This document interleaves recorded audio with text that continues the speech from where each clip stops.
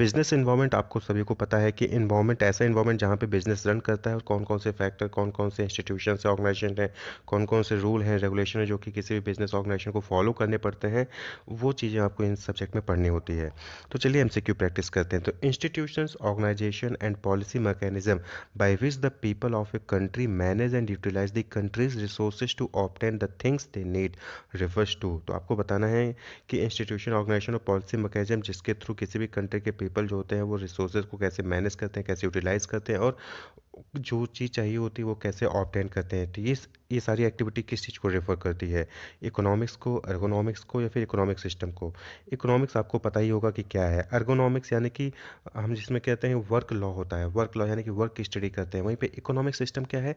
Economic system का मतलब होता है कि एक ऐसा सिस्टम जहाँ पे उस कंट्री के पीपल, किसी सोसाइटी के पीपल जो होते हैं वो कैसे अपने रिसोर्सेज को मेंटेन करती है, कैसे यूटिलाइज करती है और कैसे उनको जो चाहिए होता है वो ऑब्टेन करती है।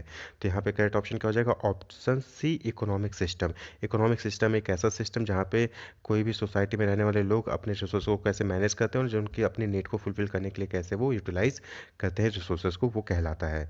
नेक्स्ट है इकोनॉमिक सिस्टम इन्वॉल्व, यानी इकोनॉमिक सिस्टम क्या इन्वॉल्व करता है? प्रोडक्शन, डिस्ट्रीब्यूशन, कंजम्पशन, एक्सचेंज या फिर ऑप्शन ई, ऑल। तो आप देखिए इकोनॉमिक सिस्टम क्या है? इकोनॉमिक सिस्टम बट ऑब्वियस सी बात है कि अभी आपने ऊपर देखा कि कैसे अपने सिस्टम रिसोर्सेज को मैनेज करते हैं और कैसे उनको जो चाहिए होता है वो पाते हैं। तो ऑब्वियस सी बात है कि प्रोडक्शन इन्वॉल्व करता है, डिस्ट्रीब्यूशन भी होगा, कंजम्पशन भी होगा और एक्सचेंज भी होगा। तो इकोनॉमिक सिस्टम इन्वॉल्व्स ऑल। यहाँ पे क्या हो जाएगा correct option? Option E, all. Okay, next question है कि विच ऑफ द फॉलोइंग में be termed as long term objective of Indian planning, यानी आपको यहाँ पे बताना है कि नीचे दिए ऑप्शन में से किस ऑब्जेक्टिव को आप लॉन्ग टर्म ऑब्जेक्टिव कहेंगे इंडियन प्लानिंग के लिए? सेल्फ रिलायंस, खुद पे एक निर्भर होना, productive employment generation, employment generate करना, growth of 7% per annum, 7% per annum जो है इंक्रीज करना है, फिर ग्रोथ इन इंफ्रास्ट्रक्चर। तो ये चार चीज़ें कही गई। तो आपको बताना है कि इनमें से कौन सा लॉन्ग टर्म ऑब्जेक्टिव है इंडियन प्लानिंग का? तो ऑप्शन ए है 1 एंड 2 यानी कि सेल्फ रिलायंस और productive employment generation. Option B है 3 एंड 4 यानी growth of 7% per annum and growth in infrastructure. Option C है 1, 2, 4 यानी कि self reliance, productive employment generation and growth in infrastructure. या फिर ऑप्शन डी है 2, 3, 4 यानी कि productive employment generation, growth of 7% per annum और ग्रोथ इन इंफ्रास्ट्रक्चर। तो देखिए आप यहाँ पे देखेंगे कि लॉन्ग टर्म ऑब्जेक्टिव्स क्या हो सकते हैं? 1, 2 और 4, ये ग्रोथ ऑफ 7% पर एनम, ये जो है लॉन्ग टर्म ऑब्जेक्टिव नहीं हो सकता है। तो करेक्ट ऑप्शन क्या हो जाएगा? Option C, 1, 2 and 4। Next question है take off stage in an economy means. Take off stage मतलब क्या होता है कि कैसे कोई चीज़ शुरुआत हो रही है, यानी कि स्टार्ट होने वाली चीज़, उड़ान भरने वाली चीज़। तो ऑप्शन है study growth begins, option B है economy is stagnant, option C है economy is about to collapse या फिर ऑप्शन डी है ऑल कंट्रोल्स आर रिमूव्ड। तो यहाँ पे क्या हो जाएगा? टेक ऑफ स्टेप यानी कि ग्रोथ शुरू होने वाली है, उड़ शुरू होने वाली है। तो study growth begins, option A. The planning commission of India, आपको बताना है कि नीचे दिए चार पॉइंट में से कौन सा ऑप्शन सही है। The planning commission of India was set up in 1950, is a constitutional body, is an advisory body, is a government department. तो ऑप्शन ए है 1 एंड 2 यानी कि was set up in 1952 and is a constitutional body, ये option सही है। या फिर option B 2 and 3 is a constitutional body and is an advisory body, ये ऑप्शन सही है। या फिर ऑप्शन सी है 1 एंड 3 यानी was set up in 1950 and is an advisory body, या फिर ऑप्शन 3 ओनली यानी कि इज एन एडवाइजरी बॉडी। तो प्लानिंग कमीशन ऑफ इंडिया के लिए कौन सा पॉइंट जो है सही है? तो करेक्ट ऑप्शन है ऑप्शन सी, 1 एंड 3 कि planning commission of India was set up in 1950 and is an advisory body, ये एडवाइस देता है गवर्नमेंट को। नेक्स्ट क्वेश्चन है the book wealth of nation was written by. तो आपको बताना है कि जो वेल्थ ऑफ नेशन है ये बुक किसने लिखी है? एरिक रोल ने, जे एम केनीज ने, एडम स्मिथ ने या फिर हेरोल्ड लेस्की ने? तो करेक्ट ऑप्शन है यहाँ पे option C, Adam Smith. Adam Smith ने ही बुक जो है वेल्थ ऑफ नेशन बुक जो है वो लिखी हुई है। नेक्स्ट है नीति, NITI, नीति in the NITI Aayog stand for. तो आपको बताना है कि जो नीति आयोग है, आपने न्यूज़ में अक्सर इसको सुना होगा, तो नीति क्या क्या फुल फॉर्म होता है? ऑप्शन है national institution for transferring India, national institute for transforming India, national income for transferring India and option D national institution for travelling India. तो यहाँ पे करेक्ट ऑप्शन क्या हो जाएगा? Option B national institution for transforming India. NITI Aayog में नीति का form यही होता है, national institution for transforming India. Next है planning in India derives its objective from. तो जो इंडिया में जो प्लानिंग होती है वो कहाँ से डिराइव होती है आपको बताना है। फंडामेंटल राइट्स जो है इंडिया के उससे, directive principles of state policy से, फंडामेंटल ड्यूटीज से, या फिर प्रीमेबल से।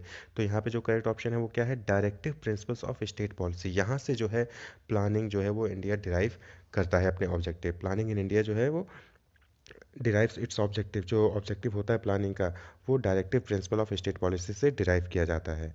नेक्स्ट है economic survey is published by. तो जो इकोनॉमिक सर्वे जो कंट्री की पब्लिश की जाती है वो किसके द्वारा पब्लिश की जाती है, ministry of finance, planning commission, government of India, या फिर इंडियन स्टैटिस्टिकल इंस्टीट्यूट। यहाँ पे भी करेक्ट ऑप्शन हो जाएगा ministry of finance. Economic survey जो है वो मिनिस्ट्री ऑफ फाइनेंस जो है रिलीज करती है, पब्लिश करती है।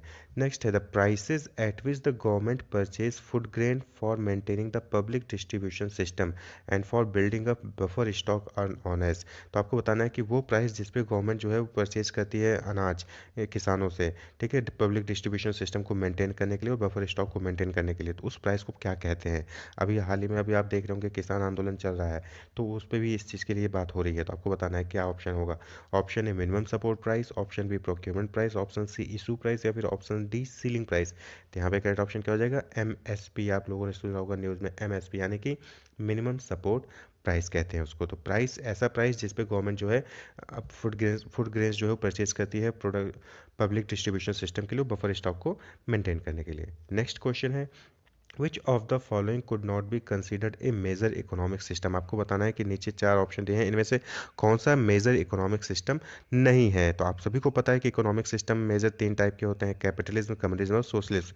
तो यहाँ पे बट ऑब्वियस सी बात है कि ऑप्शन डी क्या होगा, वो नहीं है। Physical quality of life index, ये जो है एक मेजर इकोनॉमिक सिस्टम नहीं है, और क्वेश्चन में यही पूछा गया कि कौन सा नहीं है, तो आपको बताना है। तो option D is the correct option. Next है मॉनेटरी पॉलिसी अफेक्ट्स। आपको बताना है कि मॉनेटरी पॉलिसी किसको अफेक्ट करती है, रिजर्व अनएम्प्लॉयमेंट को, option B money supply interest rate को, option C taxes exchange rate को, या फिर ऑप्शन डी है स्टॉक प्राइस और मिनिमम वेज को। तो मनी मॉनेटरी पॉलिसी मनी से रिलेटेड है, मॉनेटरी पॉलिसी किसको अफेक्ट करती है, मनी सप्लाई और उसके इंटरेस्ट रेट को। तो ऑप्शन बी यहाँ पे करेक्ट ऑप्शन हो जाएगा, money supply and interest rate. Next the reserve bank of India and the Federal Reserve, ये क्या है आपको बताना है। रिजर्व बैंक ऑफ इंडिया और फेडरल रिजर्व क्या है, are central banks, are branches of commercial bank, use physical policy to influence GDP, या फिर loan money to most of LDC commercial bank.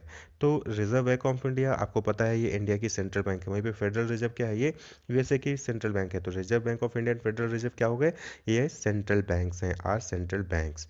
Next है economic growth can be measured by. तो जो economic growth होती है किसी की country की, उसको किस टर्म से आप जो है मेजर करते हैं, सीपीआई से, सीबीआई से, जीडीपी से, या फिर एमपीसी। तो करेक्ट ऑप्शन क्या है, किसी भी कंट्री की इकोनॉमिक ग्रोथ हम उसके जीडीपी से मेजर करते हैं, ग्रॉस डोमेस्टिक प्रोडक्ट। सीपीआई क्या होता है, consumer price index, CBI central bureau of investigation, और MPC marginal propensity to consume. तो जो भी इकोनॉमिक ग्रोथ होती है किसी कंट्री की उसको हम जीडीपी से जो है मेजर करते हैं। तो option C is the correct option. Next है most of the underdeveloped economies suffer from dash which do not let the rate of growth go up from a lower level. तो आपको बताना है कि कौन सा under under most of the underdeveloped economy suffer from, किस चीज़ से सफ़र होती हैं जो most of the underdeveloped economies होती हैं, हाई पॉपुलेशन प्रेशर से, हाई इन्फेंट मोर्टेलिटी से, ह्यूज मॉनेटरी मिसमैनेजमेंट से, या फिर high level of technological unemployment से। तो जो most of under developed economy है वो किससे सफ़र होती है जिसकी वजह से उनका जो रेट ऑफ ग्रोथ है वो नीचे रहता है। तो करेक्ट ऑप्शन क्या हो जाएगा, ऑप्शन ए हाई पॉपुलेशन प्रेशर। यानी कि अगर किसी कंट्री की पॉपुलेशन ज़्यादा है तो फिर वहाँ पे जो है रेट ऑफ ग्रोथ जो है वो क्या होता है, कम रहता है अंडर डेवलप्ड इकोनॉमीज़ में। खास कर याद देखिएगा, ऐसी कंट्री जो अंडर डेवलप्ड है उनकी कंट्री की बात हो रही है, तो वहाँ पे जो हाई प्रेशर होता है पॉपुलेशन का, उसकी वजह से उनका रेट ऑफ ग्रोथ क्या होता है, लो होता है। नेक्स्ट है the rate of growth of an economy mainly depends on. तो rate of growth of economy किस पे डिपेंड करती है mainly, rate of growth of the labour force, the proportion of national income saved and invested, या फिर the rate of technological improvement, या फिर option D all of the above. तो जो rate of growth of an economy है वो किस पे डिपेंड करेगी, ऑल ऑफ द अबव, ऊपर के तीनों पे ही डिपेंड करेगी। Rate of growth of the labour force कैसे है, proportion of national income saved and invested, और रेट ऑफ टेक्नोलॉजिकल इंप्रूवमेंट, इन तीनों पे ही किसी भी कंट्री की rate of growth of economy depend करेगी। नेक्स्ट है Marx attributed the capitalist crisis to. तो जो मार्क्स ऑथर है इन्होंने कैपिटलिस्ट क्राइसिस किसको जो है एट्रीब्यूट की, यानी कि किस पे डिपेंड करती है, हाई रेट ऑफ वेजेस पे, फॉलिंग रेट ऑफ प्रॉफिट पे, इन्फ्लेशनरी प्रेशर पे, या एक्सप्लॉयटेशन ऑफ लेबर पे। तो मार्क्स ने अपनी कैपिटलिस्ट में, आपको कैपिटलिस्ट इकोनॉमी के बारे में पता भी है, वहाँ पे क्या होता था, एक्सप्लॉयटेशन होता था किसका, लेबर का। तो Marx attributed the capitalist crisis to exploitation of labour. Next है the number of death of children under 1 year of age per 1000 life birth is the.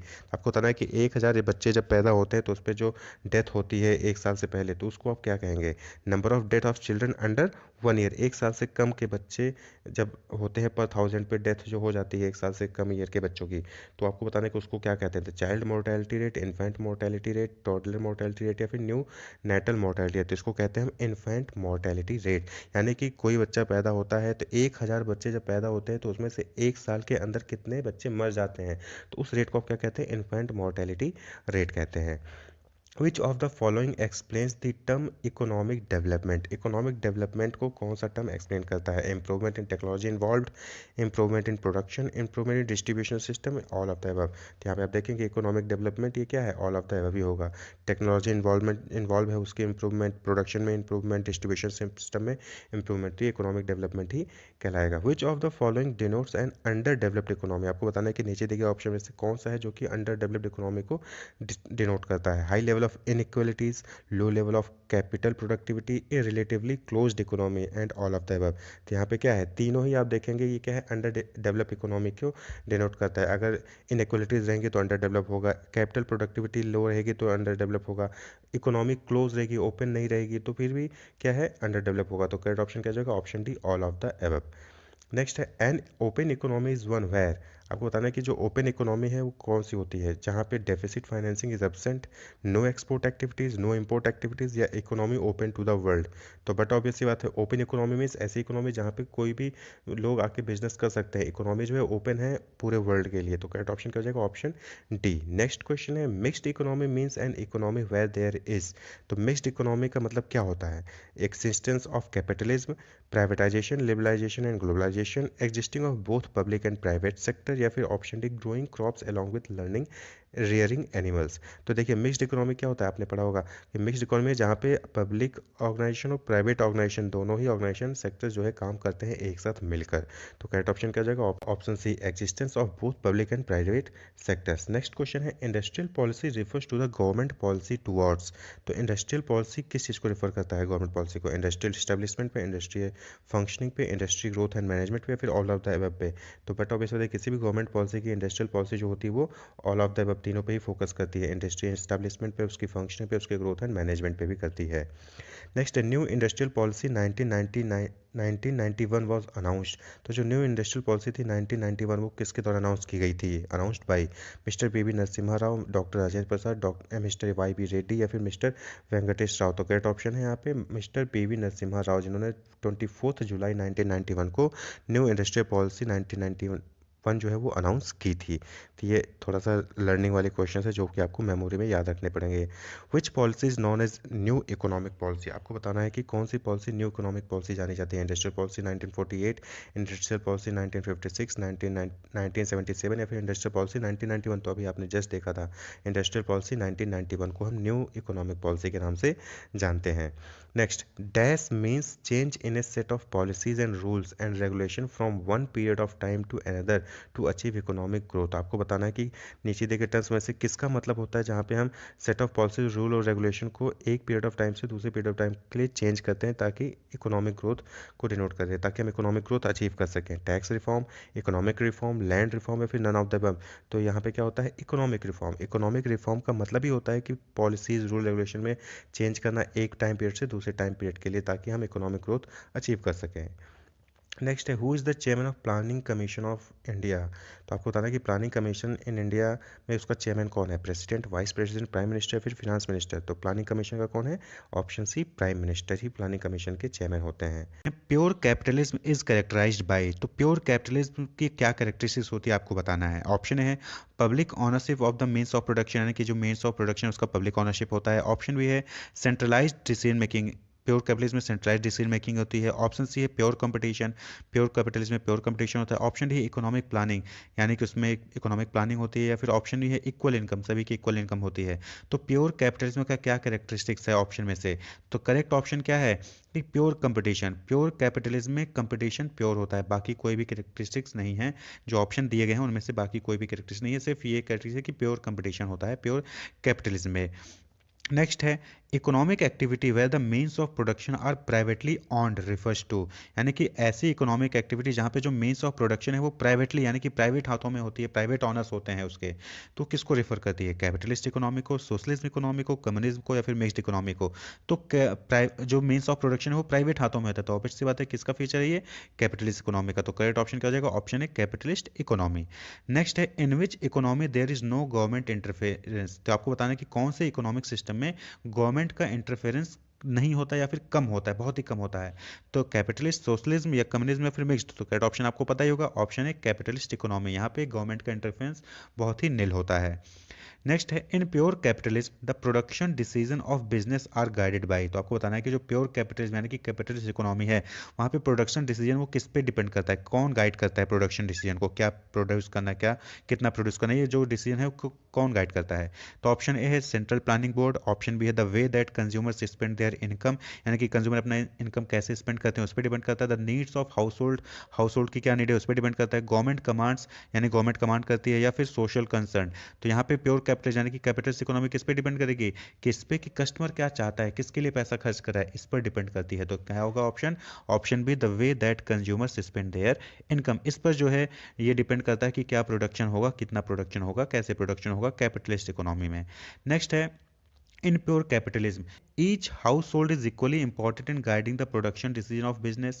Option B है output is distributed to those who are willing and able to pay for it. Option C है consumer sovereignty ensure that the basic need of all consumers will be met. And option D है there is very limited competition. तो pure capitalism में क्या होता है, कौन सा option सही होगा उसके लिए? तो करेक्ट ऑप्शन है option B output is distributed to those who are willing and able to pay for it, यानी कि जो प्योर कैपिटलिज्म में जो प्रोडक्शन होता है वो उनको डिस्ट्रीब्यूट किया जाता है जो उसके लिए विलिंग कर रहे हैं, जो चाहते हैं वो, और उसके लिए पे करने को तैयार होते हैं। क्योंकि प्योर कैपिटलिज्म में कैपिटलिस्ट इकोनॉमी है, वहाँ पे मेन मोटिव क्या होता है? प्रॉफिट। नेक्स्ट है the capitalist system is also known as, तो जो कैपिटलिस्ट सिस्टम है हम उसको और किस नाम से जानते हैं? Option A free enterprise economy, option B market economy, option C laissez faire economy, या फिर option D all of the above. तो कैपिटलिस्ट सिस्टम को हम इन तीनों ही नाम से जानते हैं, फ्री इंटरप्राइज इकोनॉमी के नाम से भी जानते हैं, मार्केट इकोनॉमी के नाम से जानते हैं, और लेसस फेयर इकोनॉमी के नाम से भी जानते हैं। तो करेक्ट ऑप्शन क्या होगा? Option D all of the above. Next question है in A lessees faire economy, तो आपको बताना है कि नीचे दिए गए ऑप्शन में से कौन सा ऑप्शन सही है लेसस फेयर इकोनॉमी के लिए? ऑप्शन ए है the central planning board dictates which goods and service will be produced, यानी कि लेसस फेयर इकोनॉमी में सेंट्रल प्लानिंग बताता है कि कौन सा गुड प्रोड्यूस करना है कौन सा नहीं। The role of government is very limited, government का रोल वेरी लिमिटेड होता है। There is no private property, कोई प्राइवेट प्रॉपर्टी नहीं होती। Income is equally distributed. तो लेसस फेयर यानी कि कैपिटलिस्ट इकोनॉमी, कैपिटलिस्ट इकोनॉमी में क्या होता है क्या नहीं आपको अच्छे से पता है। तो role of government is very limited, यही एक पॉइंट जो है वो सही है। तो क्या होगा correct option? Option B the role of government is very limited in laissez faire, यानी कि फ्री फॉर्म है, यहाँ पे आपको कोई भी रेस्ट्रिक्शंस नहीं होती है लेसस फेयर का मतलब। नेक्स्ट है which of the following is an example of A common property resource, आपको बताना है कि कॉमन प्रॉपर्टी रिसोर्स कौन के लिए कौन सा एग्जाम्पल है, यानी कि एक ऐसा रिसोर्स जो कि कॉमन होता है। ऑप्शन ए है an apartment building, option B है ए रिवर, ऑप्शन ए सी है टैक्सी कैब, ऑप्शन डी है a very ordinary plot of land. अब देखिए कॉमन प्रॉपर्टी कौन सा हो सकता है? अपार्टमेंट बिल्डिंग नहीं, ये कॉमन प्रॉपर्टी नहीं, कोई भी ऑनर होगा। टैक्सी कैब, इसका भी कोई ना कोई ऑनर होगा। Very ordinary plot of land, कोई प्लॉट लैंड का कोई प्लॉट है उसका भी कोई ना कोई ऑनर होगा। लेकिन रिवर इसका कोई ऑनर नहीं है, तो ये क्या है? कॉमन प्रॉपर्टी है। तो करेक्ट ऑप्शन क्या हो जाएगा? Option B. नेक्स्ट है in pure capitalism consumers are protected from shoddy product and high prices by the presence of, तो आपको बताना है कि जो प्योर कैपिटलिज्म में जो शोडी प्रोडक्ट्स होते हैं हाई प्राइसेस होते हैं जिसका, ये कैसे बचा जा, इससे कैसे प्रोटेक्ट किया जाता है? ऑप्शन है स्ट्रॉन्ग सेंट्रल गवर्नमेंट प्रोटेक्ट करती है, unselfish nature of business person protect करती है, कंपटीशन प्रोटेक्ट करता है, या फिर सेंट्रल प्लानर प्रोटेक्ट करता है कस्टमर को शॉर्डी प्रोडक्ट और हाई प्राइसेस से। तो इसको प्योर कैपिटलिज्म में कौन प्रोटेक्ट करता है? तो बट ऑब्वियस सी बात है, प्योर कैपिटलिज्म में क्या होता है? कंपटीशन होता है, और कंपटीशन ही जो है वो क्या करता है? प्रोटेक्ट करता है कस्टमर को शॉडी प्रोडक्ट से। शॉडी प्रोडक्ट मीन्स कि बैडली मेड, यानी कि एकदम खराब तरीके से अच्छे क्वालिटी का प्रोडक्ट नहीं बनाया गया और उसको ज़्यादा प्राइस में बेच भी रहे हैं।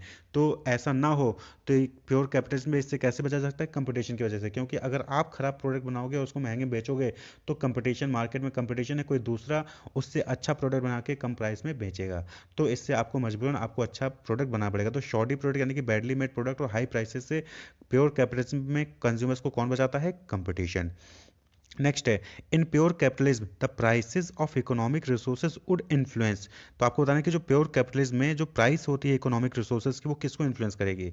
ऑप्शन ए है the answer to the how to produce question but not the income distribution in the economy. Option B है the income distribution but not the answer to the how to produce question. Option C है the answer to what and how to produce but not the answer to the for whom question. या फिर option D है answer of all the three fundamental question. देखिए, economic, किसी भी economic system में तीन fundamental question होते हैं: how to produce, what to produce and for whom to produce. तो क्वेश्चन था कि in pure capitalism the price of economic resources would influence, यानी कि जो प्राइस ऑफ इकोनॉमी हो कौन से जो है जो फंडामेंटल क्वेश्चन है उसमें किस क्वेश्चन के लिए इन्फ्लुएंस करेगी? तो बट ऑब्वियस सी बात है कि तीनों ही फंडामेंटल क्वेश्चन को अफेक्ट करेगी। तो करेक्ट ऑप्शन क्या हो जाएगा? Option D the answer to all three fundamental question. उन तीनों ही फंडामेंटल क्वेश्चन को अफेक्ट करेगी price of economic resources. Next है the payment to the owner of land, labour, capital and entrepreneurship are respectively. तो आपको बताना है कि जब आप किसी लैंड के लिए पेमेंट करते हो, लेबर के लिए पेमेंट करते हो, कैपिटल को पेमेंट के लिए पेमेंट करते हो, अगर आपने किसी से कैपिटल है तो उसके लिए जो पेमेंट करते हो, और एंटरप्रेन्योरशिप के लिए जो पेमेंट करते हो, तो वो क्या हो सकता है? रिस्पेक्टिवली सीरीज में बताना है। तो ऑप्शन ए है rent, wages, dividend, salaries. Option B है interest, wages, dividend and profit. Option C है profit, wages, dividend and interest. Option D है rent, wages, interest and profit. देखिए, पहला क्या है? लैंड। लैंड के लिए आप क्या देते हो? बट ऑब्वियस बात है रेंट देते हो। तो ऑप्शन ए या डी में से कोई एक ऑप्शन सही होगा। फिर है लेबर। लेबर को क्या दोगे? आप वेजेस दोगे, ठीक है। फिर कैपिटल के लिए आप क्या देते हो? कैपिटल के लिए बट ऑब्वियस सी बात है क्या दोगे? इंटरेस्ट दोगे, यानी कि आपने किसी से पैसा लिया था, आपको उसको इंटरेस्ट दोगे। और एंटरप्रेन्योरशिप को क्या दोगे? प्रॉफिट। तो करेक्ट ऑप्शन क्या हो जाएगा? Option D, rent, wages, interest and profit. Next है according to the concept of consumer sovereignty. आपको बताना कि कस्टम कंज्यूमर सॉवरेनिटी के अकॉर्डिंग क्या, कौन सा ऑप्शन सही होगा? ऑप्शन ए है producers respond to the dictates of central planner. Option B है businesses attempt to produce the product that are most desired by consumers. Option C है all member of society have an equal voice in determining what products will be produced. And option D है the central government must ensure that business product produce the proper mix of product. तो correct option क्या हो जाएगा? Option B. But obvious बात है कि consumer sovereignty यानी कि कंज्यूमर का हक चलता है वहाँ पे, कंज्यूमर इज द किंग। तो business attempt to produce the product that are most desired by the consumer, यानी कि कंज्यूम बिजनेस वही प्रोडक्ट बनाएगा जो कंज्यूमर के द्वारा डिमांड किया जाता है। तो वहाँ पे क्या कहलाता है? Consumer sovereignty. नेक्स्ट है in which economic system consumer are sovereign. आपको बताना है कि कौन से इकोनॉमिक सिस्टम में कंज्यूमर की सॉवरेनिटी होती है? कैपिटलिस्ट, सोशलिज्म, कम्युनिज्म या फिर मिक्स्ड में? तो करेक्ट ऑप्शन क्या है? कैपिटलिस्ट में। जो कस्टमर चाहता है वही प्रोडक्ट बना के आपको भेजा जाएगा। तो कंज्यूमर सॉवरेनिटी ये कैपिटलिस्ट में होता है। नेक्स्ट है which of the following is not a characteristics of pure command socialism. अब आपको बताना है कि प्योर कमांड सोशलिस्ट की कैरेक्टरिस्टिक्स नहीं है। नीचे दिए गए ऑप्शन में से public ownership of the means of production, decentralised decision making, economic planning, या फिर option D allocation by command. तो which of the following is not a characteristics, एक कैरेक्टरिस्टिक्स नहीं है। तो ऑप्शन है decentralised decision making. Pure command socialism में centralised decision making होता है, डिसेंट्रलाइज्ड डिसीजन मेकिंग नहीं होता है। तो option B is not the characteristics of pure command socialism. Next है pure capitalism and pure command socialism are alike in that, यानी कि दोनों ही कैसे सेम है आपको बताना है। Option A both system are characterised by public ownership of the means of production. क्या दोनों में पब्लिक ओनरशिप होता है? नहीं। ऑप्शन बी है both system use markets to implement the fundamental economic choices. नहीं। ऑप्शन सी है they are both economic model. Yes. Option D है consumer sovereignty exist in both system. नहीं, कैपिटलिस्ट में होती है, सोशलिज्म में नहीं होती कंज्यूमर सॉवरेनिटी। तो करेक्ट ऑप्शन क्या हो जाएगा? Option C they are both economic model. देखिए, ऊपर पूछा गया है कि प्योर कैपिटलिज्म और प्योर कमांड एक जैसे हैं, ये कौन सा पॉइंट बताता है? तो ऑब्वियस बात है सी पॉइंट है जो बताता है कि एक जैसे हैं, इकोनॉमिक मॉडल हैं, दोनों ही क्या हैं? इकोनॉमिक मॉडल है। बाकी तीनों पॉइंट अलग अलग हैं। प्योर कैपिटलिज्म में अलग होता है, सोशलिज्म में अलग होता है। Next, which of the following is not a characteristics of pure capitalism. नीचे दिए ऑप्शन में से बताना है कि कौन सा प्योर कैपिटलिज्म का कैरेक्टरिस्टिक्स नहीं है। ऑप्शन ए है public ownership of the means of production, नहीं होता। The pursuit of its self interest, ये होगा। Markets and prices, pure competition, limited government, तो कौन सा करेक्टरिस्टिक्स नहीं है? तो option A, public ownership of the means of production, ये करेक्टरिस्टिक्स नहीं है प्योर कैपिटलिज्म का। बाकी सारे क्या हैं? करेक्टरिस्टिक्स हैं प्योर कैपिटलिज्म के। बाकी पब्लिक ऑनरशिप नहीं होता, पब्लिक ऑनरशिप सोशलिज्म होता है, लेकिन कैपिटलिज्म में पब्लिक ऑनरशिप नहीं, प्राइवेट ऑनरशिप में होता है। तो ये ऑप्शन ए जो है वो करेक्टरिस्टिक्स नहीं है। नेक्स्ट है, इन ए कैपिटलिस्ट इकोनॉमी, आपको बताना है कि कौन सा ऑप्शन सही है। Businesses are free to produce whatever products they choose, यानी कि बिजनेस जो है वो फ्री हैं, उनको जो मन करे वो बना सकते हैं। ऑप्शन बी है, consumers are free to utilise their income as they see fit. Option C है, resource owners have the freedom to sell their resource to whomsoever they choose. Option D, all of the above. तो capitalist economy में क्या होता है? Correct option क्या है? All of the above. ऊपर के तीनों चीजें ही हो सकते हैं। बिजनेस फ्री हैं, वो जो चाहे प्रोडक्ट बना सकते हैं अपने अकॉर्डिंग, मतलब वो जो भी चूज़ करते हैं उसके अकॉर्डिंग वो अपना प्रोडक्ट बना सकते हैं। कंज्यूमर फ्री है, वो अपना पैसा जहाँ पे भी लगा सकते हैं वहाँ पे लगा सकता है। Resources owner have the freedom to sell their resources to whomever they choose. और रिसोर्स जिनके पास होता है, जो रिसोर्स ऑनर्स होते हैं, उनकी भी वो भी फ्री होते हैं कि जिनको सेल करना चाहते हैं रिसोर्स, वो सेल कर सकते हैं। ठीक, कैपिटलिस्ट इकोनॉमी में होता है। नेक्स्ट है, कंज्यूमर सवर्जिटी मीन्स, मतलब कि कंज्यूमर सब्सिडी का मतलब क्या होता है आपको बताना है। ऑप्शन ए है, consumers dictate which goods and service will be produced by the way they spend their money. Option B है, central planner allocate a major share of society resource to the production of consumer goods. Option C है, the role of government in the economy is very limited. And option D है, all economic resource are used efficiently. तो नीचे चार option में से कौन सा represent करता है कंज्यूमर सवर्जिटी को? तो करेक्ट ऑप्शन क्या हो जाएगा? Option A, consumer dictate which goods and service will be produced by the way they spend their money, यानी कि कंज्यूमर बताता है कि कौन सा गुड्स प्रोड्यूस होगा, कौन सा नहीं होगा, उनके स्पेंडिंग के बेसिस पे। हम अगर सपोज करें कि हम सारा पैसा अपना किसी एक प्रोडक्ट को परचेज करने में लगाते हैं, तो बट ऑब्वियसली बात है वही प्रोडक्ट कस्टमर जो मैन्युफैक्चरर, जो बिजनेस ओनर से वही प्रोडक्ट बनाएंगे जिसमें हम ज़्यादा पैसा खर्च करें, जिसमें हम कम पैसा खर्च करें उस पर ज़्यादा प्रोडक्शन नहीं करेंगे। नेक्स्ट है, according to the invisible hand doctrine, आपको बताना है कि इनविजिबल हैंड डॉक्ट्रिन के अकॉर्डिंग कौन सा ऑप्शन सही होगा। ऑप्शन ए है, as individuals pursue their own interest they tend to promote the interest of the society as a whole. Option B है, the actions of individual often have an anticipated and undesirable effect on society. Option C है, individual should put the interest of society first. And option D है, when individual attempt to promote the best interest of the entire society they also further their own personal interest. तो correct option क्या हो जाएगा? Option A. Actually में invisible hand doctrine का मतलब क्या है कि आप ना चाहते हुए भी किसी चीज़ में मदद कर रहे हो। तो as individual pursue their own interest, यानी कि जब आप अपना इंटरेस्ट जो है परस्यू करोगे, तो आप कहीं ना कहीं society as a whole, society का इंटरेस्ट भी परस्यू करते हो। तो इसी को हम क्या कहते हैं? इनविजिबल हैंड डॉक्ट्रिन, यानी कि कहते हैं ना कि अगर परिवार अच्छा होगा तो सोसाइटी अच्छी होगी, तो वही चीज़ है invisible hand doctrine. Next question है, in a market economy if consumer suddenly stop buying SUVs and start buying fuel efficient car, तो क्या होगा? आपको बताना है कि in a market economy if consumer suddenly stop buying SUV खरीदना बंद कर देगा और फ्यूल इफिशिएंट कार परचेज करना शुरू कर देगा, तो क्या होगा? तो ऑप्शन ए है, the price of SUV will tend to fall and more of them will be produced, यानी कि एसयूवी की प्राइस जो है फॉल हो जाएगी। बी है, the price of fuel efficient car will tend to rise making them less profitable to produce and encouraging producers to supply more of them. Option C है, resources will tend to be shifted from the production of SUV to the production of fuel efficient cars, यानी कि जो resources हैं वो shift हो जाएंगे SUV को बनाने से लेके फ्यूल एफिशिएंट कार को बनाने के लिए। फिर ऑप्शन डी है, the price of SUV will tend to rise making them more profitable to produce and encouraging producer to supply more of them. तो यहाँ पे करेक्ट ऑप्शन क्या होगा? बट ऑब्वियस बात है कि अगर अचानक से मार्केट इकोनॉमी की बात हो, यानी कि कैपिटलिस्ट इकोनॉमी की बात हो रही है, अगर अचानक से एसयूवी को खरीदना बंद कर दिया जाएगा और फ्यूल एफिशिएंट कार को हम खरीदना स्टार्ट कर देंगे, तो क्या होगा? The resources will tend to be shifted from production of SUV to the production of fuel efficient. क्या यानी कि मार्केट इकोनॉमी में क्या होगा कि एसयूवी के लिए जो हम रिसोर्स खर्च कर रहे हैं उसको हम खर्च ना करके हम फ्यूल एफिशिएंट कार के ऊपर प्रोडक्शन करना स्टार्ट कर देंगे। सारे रिसोर्सेज हम फ्यूल एफिशिएंट कार, जो एफिशिएंट फ्यूल कार होते हैं, उस पर हम जो है सारे रिसोर्सेज लगाना स्टार्ट कर देंगे। नेक्स्ट है, which of the following best describe command socialism. आपको बताना है कि कमांड सोशलिज्म को कौन सा स्टेटमेंट बेस्ट डिस्क्राइब करता है। ऑप्शन ए है, an economic system characterised by private ownership of the means of production, centralised decision making and command implementation.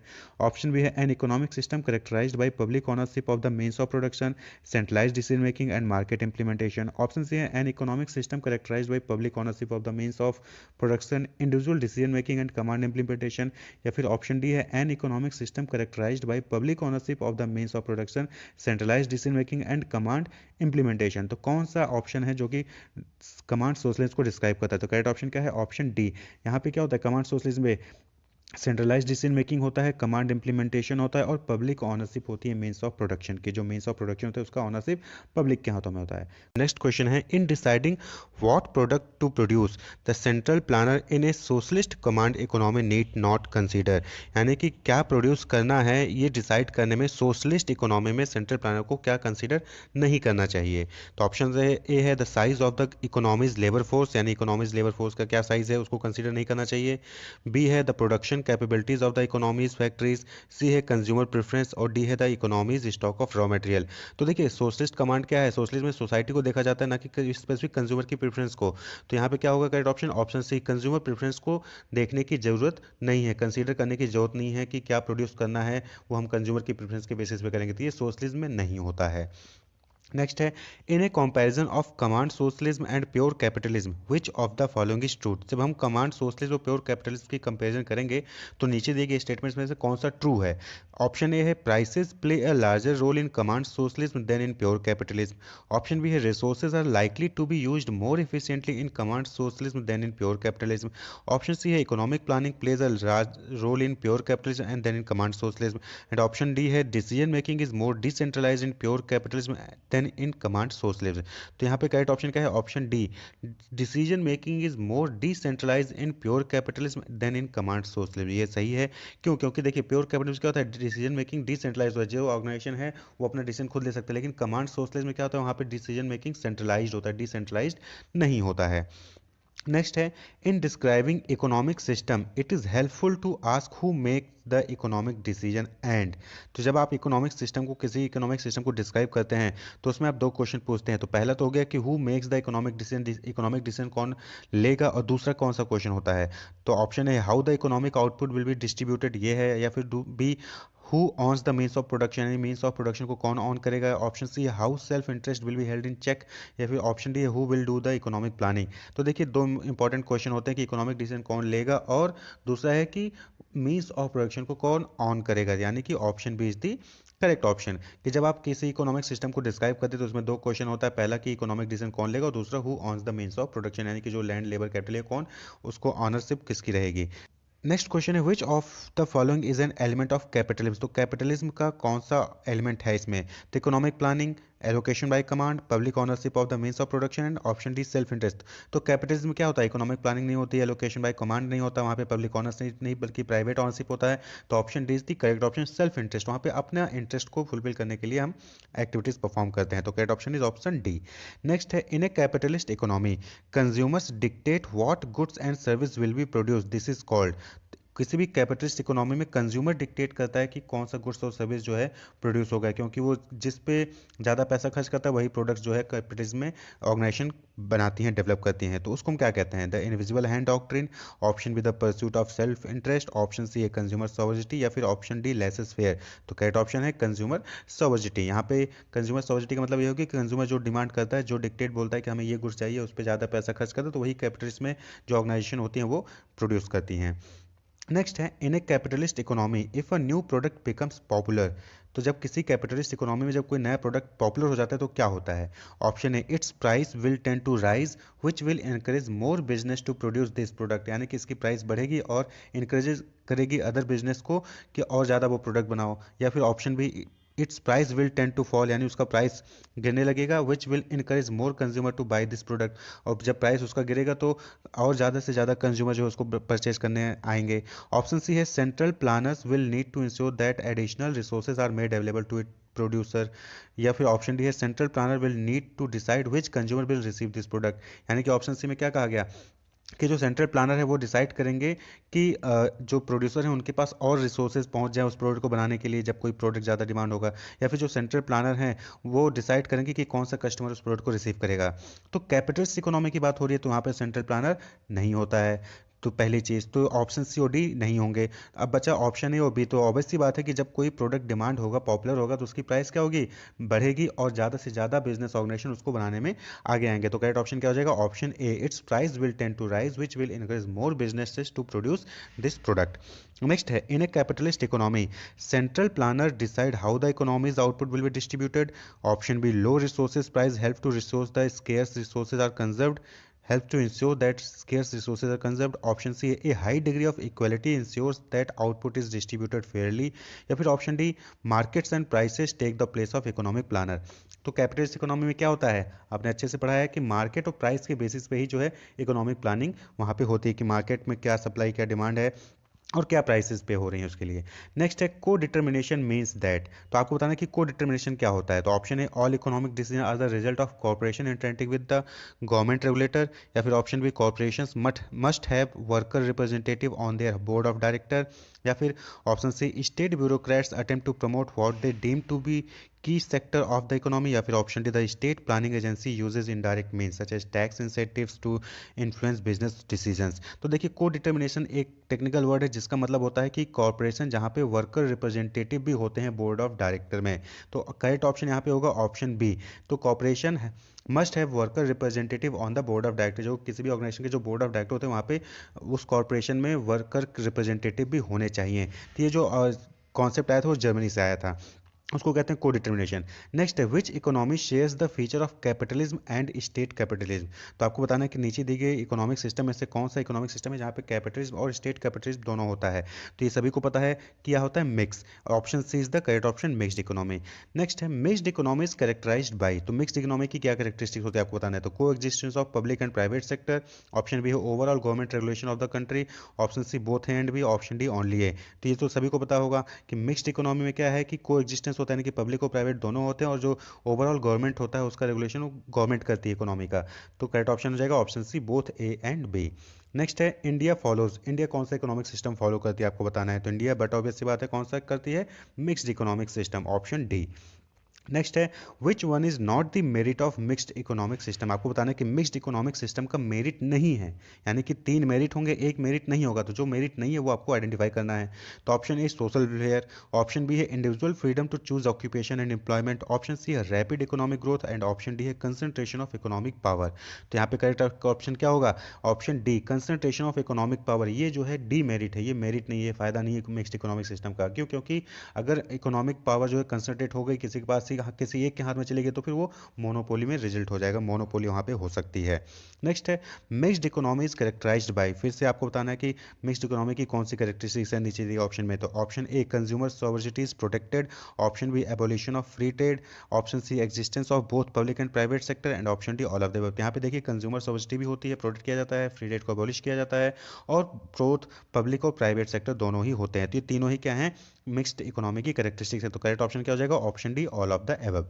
Next question, communism often use interchangeably with. तो आपको बताना कि जो कम्युनिज्म वर्ड है, जो इकोनॉमिक सिस्टम है communism, ये हम किसके साथ इंटरचेंजेबली इसको यूज करते हैं, कैपिटलिस्ट के साथ, मिक्स्ड के साथ, सोशलिस्ट के साथ, या फिर नन ऑफ द अबव। तो यानी कि हम कम्युनिस्ट को कभी कभी उस नाम से भी बुला सकते हैं। तो करेक्ट ऑप्शन है सोशलिज्म, ऑप्शन सी, सोशलिज्म। ये दोनों में ही क्या है, सोसाइटी को फोकस किया जाता है मेन। नेक्स्ट है, the demerits of communism is are. तो आपको बताना है कि कम्युनिज्म की डीमेरिट्स क्या हैं। तो ऑप्शन ए है, no freedom of speech. Option B है, consumers need are not taken into consideration. Option C है, people are equal. And option D, only A and B. तो द demerits ऑफ कम्युनिज्म बताना है आपकी कि मतलब कि उसका नेगेटिव पॉइंट क्या है कम्युनिस्ट का। तो देखिए, option C, people are equal, ये क्या है, ये नेगेटिव नहीं है, पॉजिटिव पॉइंट है, यानी कि मेरिट है। लेकिन डीमेरिट क्या है कि फ्रीडम ऑफ स्पीच नहीं है, तो ये डीमेरिट है। Consumer needs are not taken into consider, यानी कंज्यूमर की नीड को अब कंसीडर नहीं करती, ये भी क्या है, डीमेरिट है। तो यहाँ पे करेक्ट ऑप्शन क्या हो जाएगा, option D, only A and B, यानी कि ए और बी दोनों ही डीमेरिट्स हैं कम्युनिज्म के। नेक्स्ट है, इन कम्युनिज्म, आपको बताना कि कम्युनिज्म में क्या होता है, all people are equal. Option B, there is government ownership. Option C, rigid rule and regulation. Option D, all of the above. तो ऑब्वियस सी बात है, कम्युनिज्म में सारे पीपल इक्वल होते हैं, गवर्नमेंट ऑनरशिप होती है, और रिजिड रूल होते हैं, रेगुलेशंस होते हैं। तो करेक्ट ऑप्शन क्या हो जाएगा, option D, all of the above. Next है socialist economies are also called. तो सोशलिस्ट इकोनॉमी जो होती है हम उसको और किस नाम से जानते हैं? Command economies, planned economies, option C both A and B, या फिर ऑप्शन डी ओनली ए। तो सोशलिस्ट इकोनॉमी में क्या होता है? कमांड होता है, प्लान भी होता है, प्लानिंग भी होती है और कमांड सेंट्रल कमांड होता है। तो यहाँ पे क्या हो जाएगा? ऑप्शन ए और बी दोनों ही सही है, तो करेक्ट ऑप्शन हो जाएगा option C both A and B. Socialist economy को आप कमांड इकोनॉमी और प्लान्ड इकोनॉमी दोनों के नाम से जानते हैं। In which of the following basic categories can business environment be divided. तो आपको बताना है कि नीचे देखिए कौन से बेसिक कैटेगरीज में बिजनेस इन्वायरमेंट को, किसी भी बिजनेस के इन्वायरमेंट को हम डिवाइड कर सकते हैं। लोकल और regional, regional and national, internal and external, या फिर फाइनेंशियल एंड नॉन फाइनेंशियल। तो ये ऑप्शन आपको यहाँ पे पता ही होगा। करेक्ट ऑप्शन क्या होगा? Option C internal and external. तो किसी भी बिजनेस इन्वायरमेंट को हम इंटरनल या एक्सटर्नल में कैटेगराइज कर सकते हैं, क्लासीफाई कर सकते हैं, डिवाइड कर सकते हैं।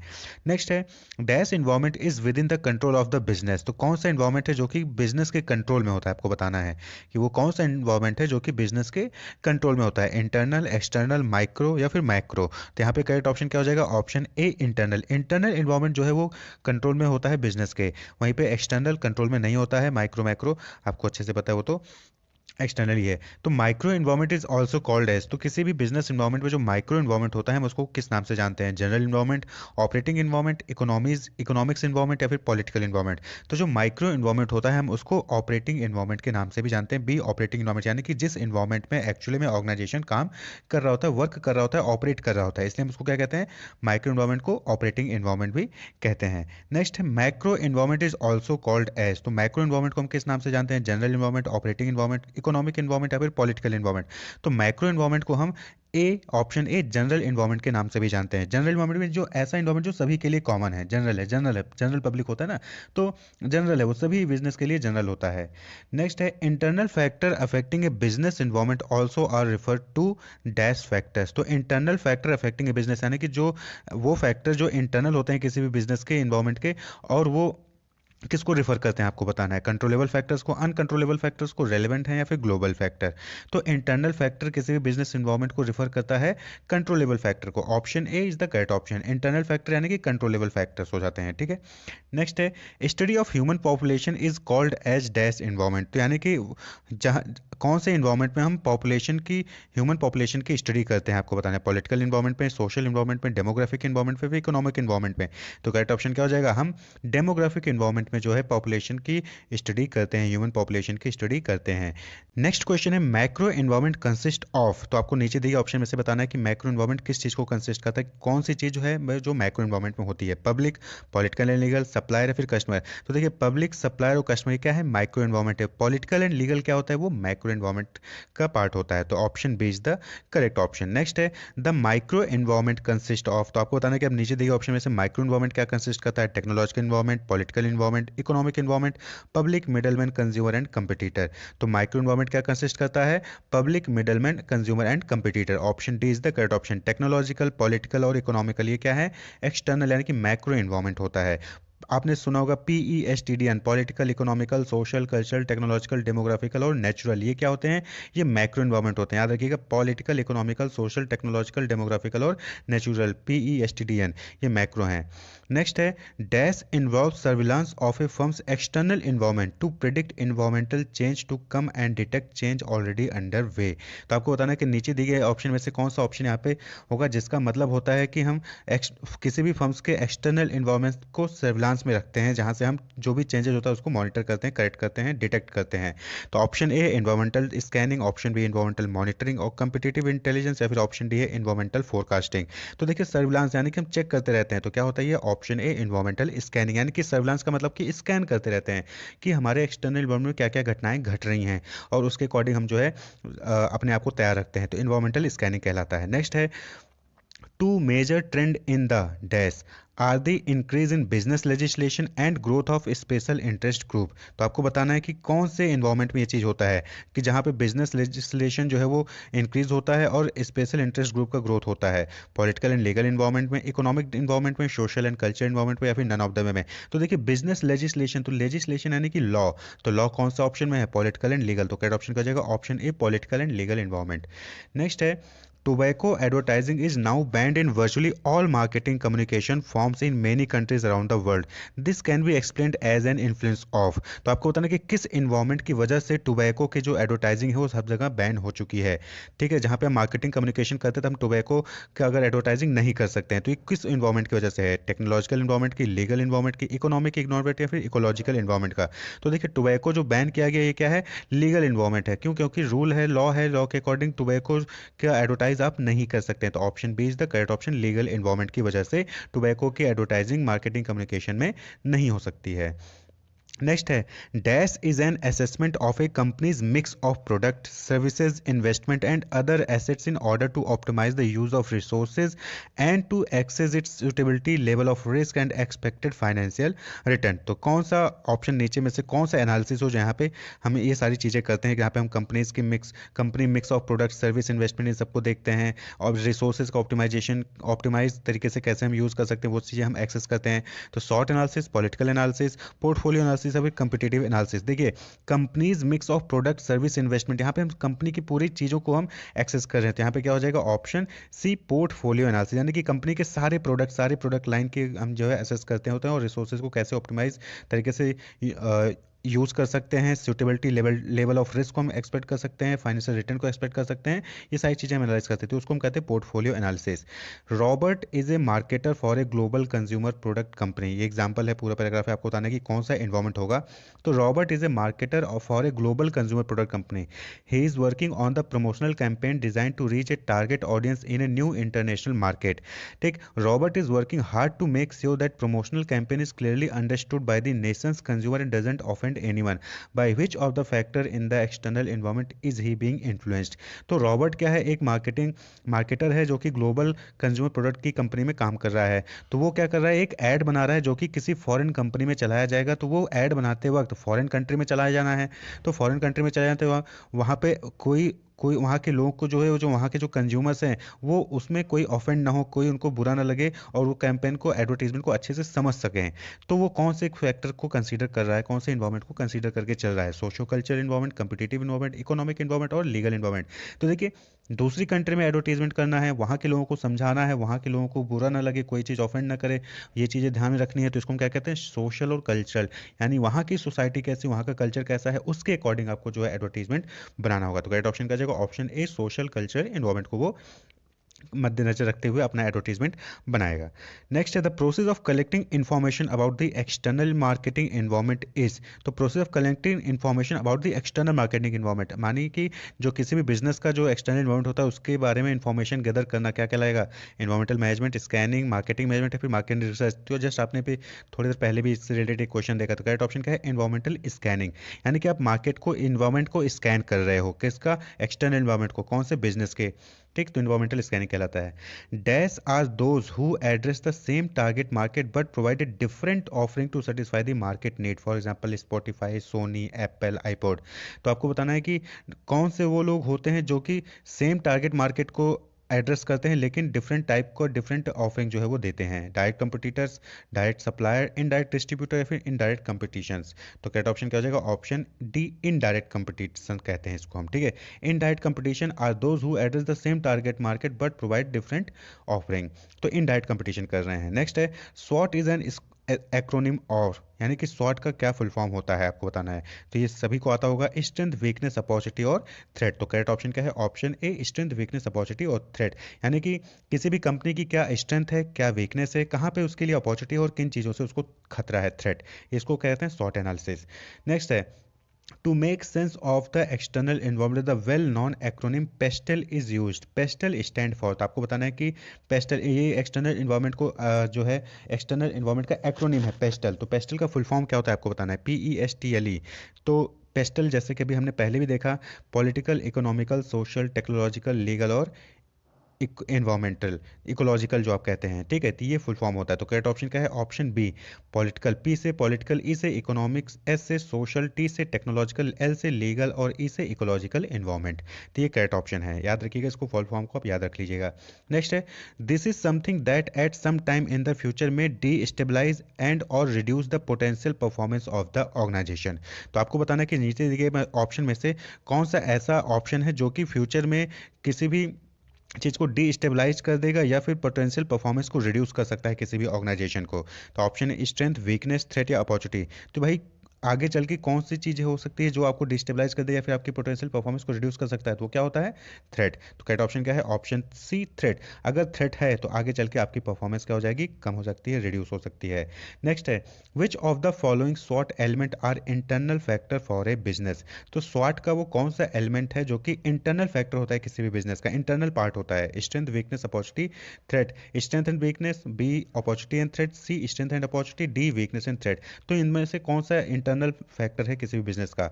तो करेक्ट ऑप्शन क्या हो जाएगा भाई? इंटरनल, यानी कि मेरा क्या हो सकता है? मेरा स्ट्रेंथ और वीकनेस ये मेरा हो सकता है। अपॉर्चुनिटी होता है तो वो एक्सटर्नल इन्वायरमेंट में होता है। तो करेक्ट ऑप्शन क्या हो जाएगा? Option A, strength and weakness ये क्या है? इंटरनल फैक्टर है। वहीं पे अपॉर्चुनिटी होता है क्या है? एक्सटर्नल है। Next, which of the following is false regarding why a स्वॉट एनालिसिस इज यूज्ड। तो नीचे दिए गए ऑप्शन में से आपको बताएं कि स्वॉट एनालिसिस क्यों यूज किया जाता है, उसके रिगार्डिंग कौन सा स्टेटमेंट गलत है। ठीक है, यानी कि 3 स्टेटमेंट स्वॉट एनालिसिस के फेवर में होंगे, एक फेवर में नहीं होगा। तो जो फेवर में नहीं होगा आपको वो ऑप्शन बताना है। तो to build on the strength of a business, option B है to minimize the weakness of a business, to reduce opportunities available to business, या फिर to counter attack threat to a business. तो देखिए SWOT analysis, strength, weakness, opportunity और threat. यहाँ पे आप C option देख रहे होंगे टू रिड्यूस अपॉर्चुनिटी, जबकि क्या होता है अपॉर्चुनिटी शॉर्ट एनालिसिस इसलिए किया ताकि हमें अपॉर्चुनिटी कहाँ कहाँ है हमें पता चले, हम अपॉर्चुनिटीज़ को और ज़्यादा ढूंढें। तो ऑप्शन सी क्या है? वो ऑप्शन सी जो है वो शॉर्ट एनालिसिस के अगेंस्ट है। तो करेक्ट ऑप्शन क्या हो जाएगा यहाँ पे? शॉर्ट एनालिसिस जो है अपॉर्चुनिटी को रिड्यूस करने के लिए नहीं यूज होता है बल्कि उसको बढ़ाने के लिए होता है। नेक्स्ट है which of the following could be a strength. नीचे दिए ऑप्शन में से आपको बताना है कि कौन सा ऑप्शन जो है एक स्ट्रेंथ हो सकता है किसी भी ऑर्गेनाइजेशन के लिए। Whether, a new international market, a price that is too high, या फिर the location of a business. तो स्ट्रेंथ क्या हो सकता है? तो करेक्ट ऑप्शन क्या है? Option D, the location of a business, यानी बिजनेस का लोकेशन क्या है वो एक स्ट्रेंथ हो सकता है किसी भी ऑर्गेनाइजेशन के लिए। नेक्स्ट है which of the following could B opportunity. नीचे दिए ऑप्शन में से कौन सा अपॉर्चुनिटी हो सकता है? Having quality process and procedures, moving into new market segment that offer improved profit, damage reputation, या फिर option a new competitor in your home market. तो अपॉर्चुनिटी क्या है? देखिए having quality process and procedure ये तो हमारे पास है, ये तो हमारी स्ट्रेंथ है। डैमेज रेपुटेशन बट ऑब्वियसली बात है अपॉर्चुनिटी नहीं है। न्यू कंपटीटर इन होम मार्केट, यानी हमारे यहाँ पे कोई कंपटीटर आ गया, ये भी हमारे लिए अपॉर्चुनिटी नहीं है। तो अपॉर्चुनिटी क्या होगा? Option B, moving into new market segment that offer improved profit, यानी कि ऐसे मार्केट सेगमेंट में एंटर करना जहाँ पे हमें प्रॉफिट ज़्यादा अच्छा मिलता है। तो ये अपॉर्चुनिटी है। Option B is the correct option. Next, which of the following could be a threat. अब आपको बताने के नीचे दिए ऑप्शन में से कौन सा थ्रेट हो सकता है? Change in technology, market vacated by an effective competitor, location to of your business, और लैक ऑफ मार्केटिंग एक्सपर्टीज। देखिए लोकेशन ऑफ योर बिजनेस ये क्या है? ये ये क्या है कि स्ट्रेंथ है। A market vacated by an effective competitor ये क्या है? अपॉर्चुनिटी है। लैक ऑफ मार्केटिंग एक्सपर्टीज ये क्या है? ये वीकनेस है। लेकिन चेंज इन टेक्नोलॉजी ये थ्रेट है। क्या है कि टेक्नोलॉजी चेंज हो सकता है। अभी आज आप जो टेक्नोलॉजी यूज़ करो हो सकता है कि भविष्य में वो खराब हो जाए, तो ज़्यादा पैसा खर्च करें कि ना करें टेक्नोलॉजी को परचेज करने में, ये एक थ्रेट रहता ही हमेशा। तो चेंज इन टेक्नोलॉजी क्या होता है? एक थ्रेट है। हु यूजली कंडक्ट ए स्वॉट एनालिसिस फॉर ए बिजनेस। आपको बताना है कि स्वॉट एनालिसिस नॉर्मली कौन कंडक्ट करता है? फाइनेंशियल इंस्टीट्यूशन या बैंक, लॉयर्स, एम्प्लॉयज, या फिर मैनेजर्स। तो स्वॉट एनालिसिस कौन करेगा? बिजनेस में। बट ऑब्वियस सी बात है option D, managers. Managers normally स्वॉट एनालिसिस कंडक्ट करते हैं अपने बिजनेस के लिए।